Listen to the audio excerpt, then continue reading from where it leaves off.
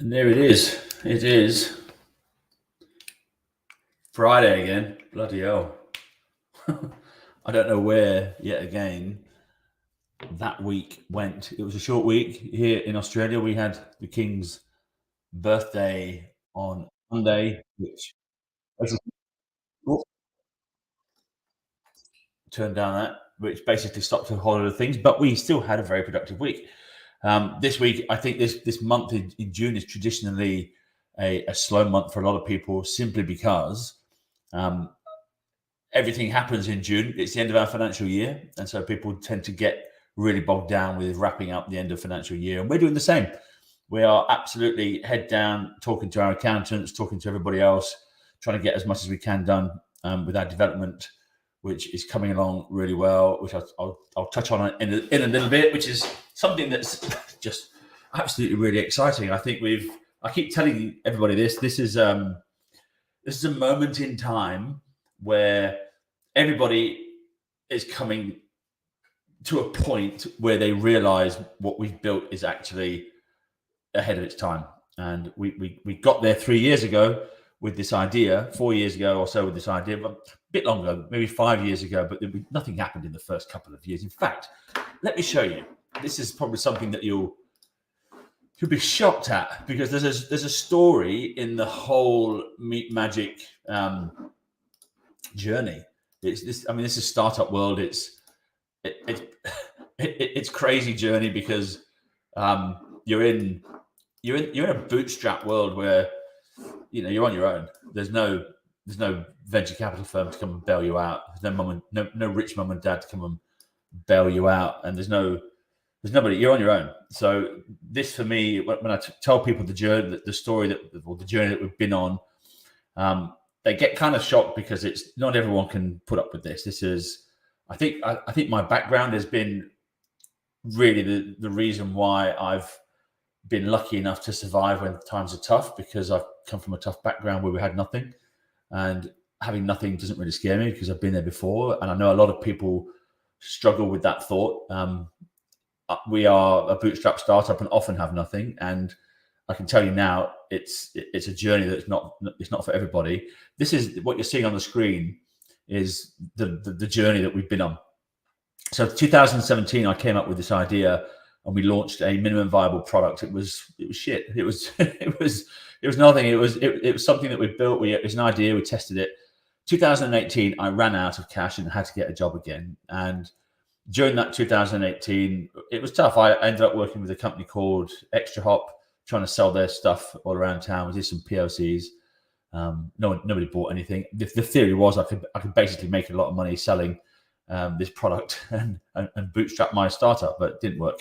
So I quit that job in 2019 at the beginning and kickstarted the whole thing again. I had about $30,000 in my pocket. That was it. And we had about 40 execs on board in 2019, which you can see in the screen there. And then we kickstarted the Meeting for Good campaign with Starlight at the end of 2019, which was bushfires, droughts, all that stuff. Everyone, can you remember? Can you remember? Just cast your mind back to Sydney when we had droughts and we had bushfires. You wake up in the morning and the sky was red. It was like this world was falling, or something was crazy.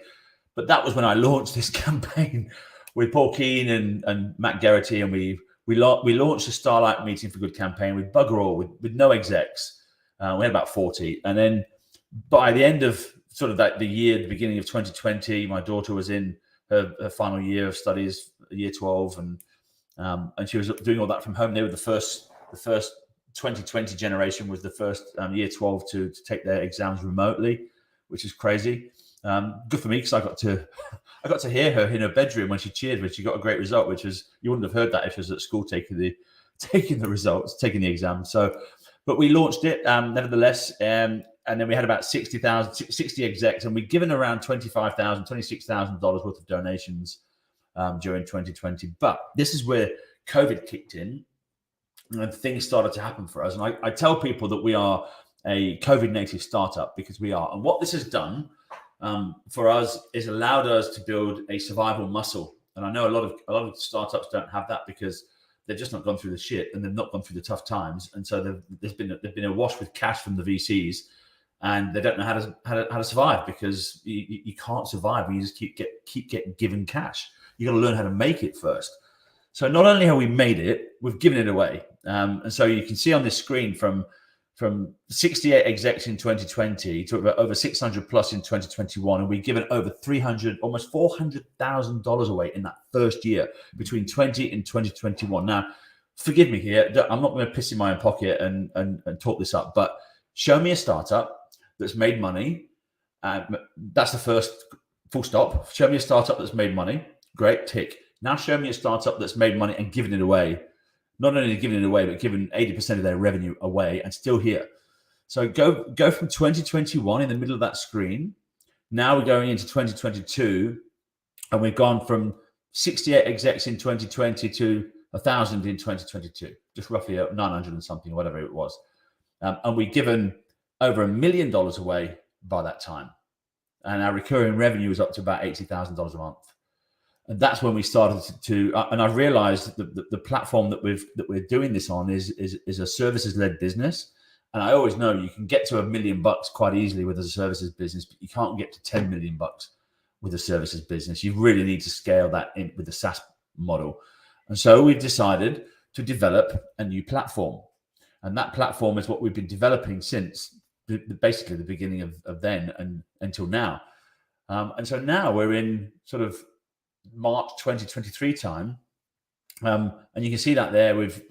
That's the plan, is to get up to there. So we've gone from literally from nothing to over 1,000 execs and built this platform in a couple of years. And the idea is from now, between now and 2025, we want to have 10 cities around the world doing 1,000 meetings per month.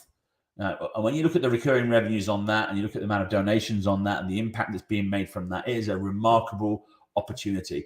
We couldn't have got here if we didn't know how to survive.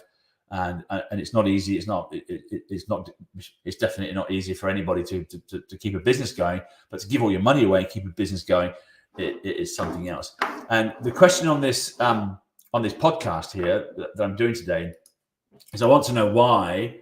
Let me just stop sharing the screen. I want to know, what is the reason that executives love these meetings so much? And for the life of me, I know why. What I'm trying to do is get everybody else to see that this is the future of what you need. I got an email this week from David Cowan, who's the CISO over at Link Group, one of our huge supporters. And he shared a Microsoft link with us, which is all around the distractions and the things around meetings, and that has just confirmed that what we're doing with meetmagic is really a beautiful thing. And the reasons I say this is because there's a lot of execs like David who, excuse me, oh, hold on, I'll just have a drink of. My daughter bought me this Frank Green thing for my birthday. It's got CLG on it. Oh, she's sweet. On the bottom of the screen, there's a reason why the executives actually love the meetmagic meetings, and I wanted to share this in the hope that any executives out there that are looking for something different and looking for a better way to have a better meeting, it's really the quality of the potential business partners that's making the difference here. And what I've shared with the platform, we're actually building something that's really, really quite smart, because we're using an algorithm to match executives with potential business partners, so they're a good fit for each other's needs. This is not only allowing the executives to save a lot of time and effort and money in finding new business partners, but it's giving them a lot of soft benefits, like they feel good about having these meetings because they're giving back to charity. So one of the things that we're doing with the platform is giving executives an opportunity to also learn from the other executives on the platform. Now, we're calling it the Magic Circle. It's coming. We're a couple of weeks away from putting this thing into production, but it is basically a peer-to-peer network just for executives. So when you talk about finding better meetings to have better business partner conversations, we're doing that. And I think there's 90 something business partners that we have on our platform now. So it's not just one or two, there's everyone. And I want to give a big shout out to Jameson from Divuln, Jameson is probably one of the world's best cyber security consultants. He comes at it from a criminal's perspective. He comes at it because he had to hack people to survive and put food on the table. And his business is remarkable. He will find holes. If you've gone to spend $1 million with the Big Four consulting, I'll guarantee he'll find a way in. And I know you're better off spending your money with him than you are with the Big Four, because he knows where your holes are and they don't. So just a big shout out to Jameson. Anyway, I've got a podcast with Jameson tonight at 7 p.m. Actually, this is really exciting. I'm ADHD, I'm going all over the place. We're doing a podcast tonight with Raphael. And anyone who knows Raphael, I forget his surname, he was locked up in the UK for 20 years, wrongly convicted of a murder. Spent 20, just because he's black and Jamaican, he spent 20 years in jail and he's come out as a free man because they found out he didn't do it. And he's now a journalist doing podcasts. His podcast is called A Second Chance. And I feel that's exactly what I've had with my life. And I know that's what Jameson's had with his life, a second chance to do good. And my second chance was leaving England and getting away from all the shit that was going on back there. So anyway, I digress. So the reason I know that the execs love these meetings is because of the high quality of the potential business partners that they can meet on our platform. And there are some amazing business partners. Let me see if I can share a couple of them with you at the moment, because we were looking at the numbers this morning, and it was quite exciting to see some. I don't think I've got the screen up. Here we do. I could share this. The top ones in June. Here we go.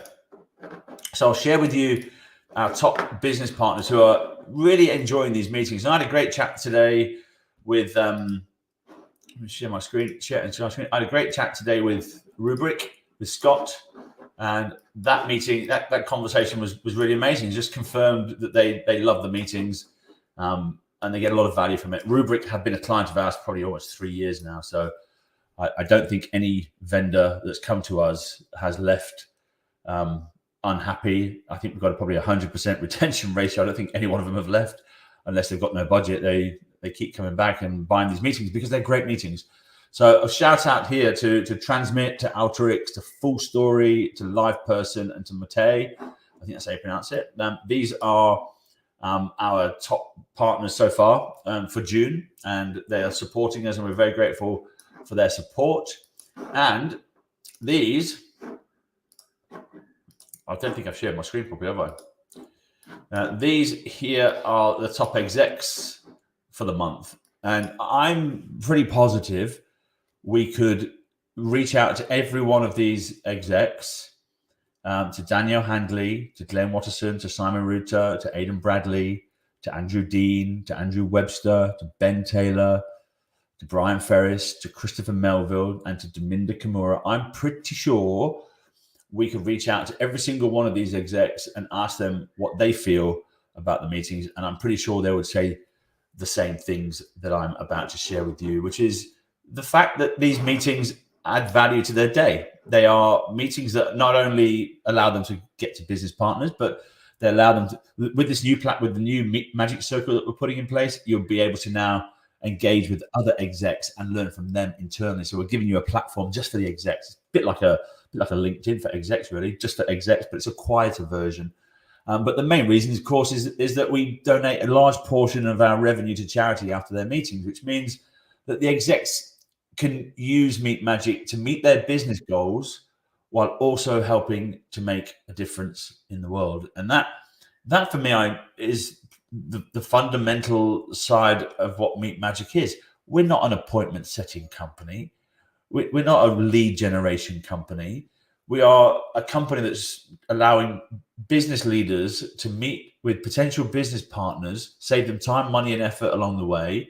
We're allowing them to learn and grow and help their businesses solve problems, and also soon to be able to learn from other execs, which can be done.